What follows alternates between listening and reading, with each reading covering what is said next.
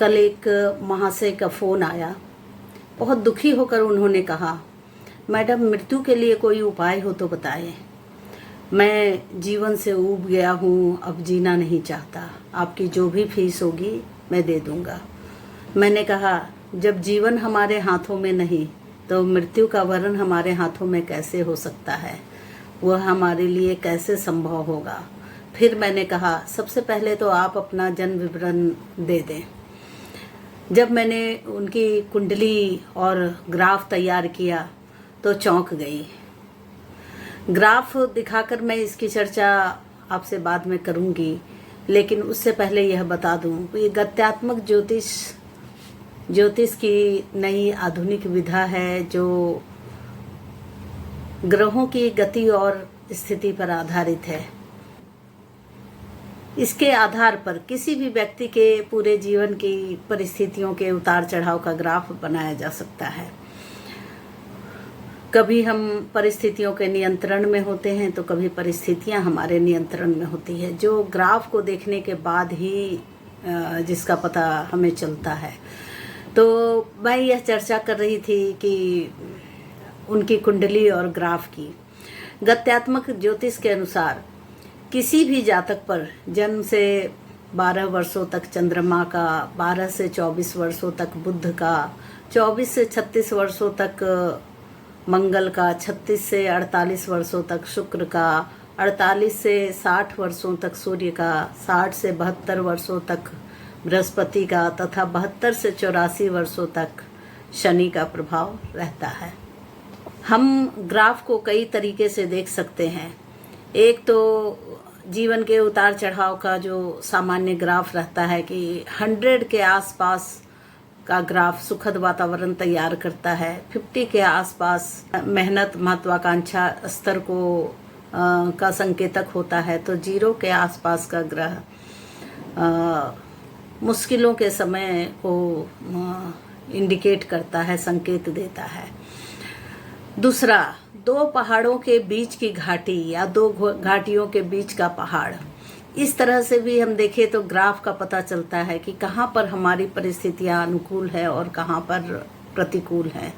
इसके अलावा तीसरा इस तरह से देखना होता है कि कोई भी नेगेटिव या पॉजिटिव ग्राफ किस ग्रह के हाउस में है, यानी अगर ग्रह का वो हाउस भी नेगेटिव होगा तो वो डबल नेगेटिव हो जाता है, और अगर पॉजिटिव हाउस के ऊपर पॉजिटिव हाउस है तो वो डबल पॉजिटिव होता है। तो ये 3 तरीकों से हम ग्राफ को देख सकते हैं।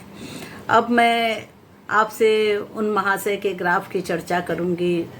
53 का जन्म है और आप देख सकते हैं 60 से 66 साल तक जो परिस्थितियां रही हैं वो अनुकूल रही हैं।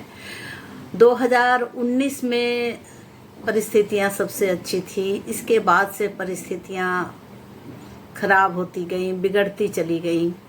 जब मैंने इनसे पूछा कि 19 के बाद से क्या क्या हुआ तो इन्होंने बताया कि 22 में उनकी पत्नी का देहांत हो गया, और अब जो दिख रहा है इनके शनि का जो ये ग्राफ दिख रहा है, आप ग्राफ में देख सकते हैं।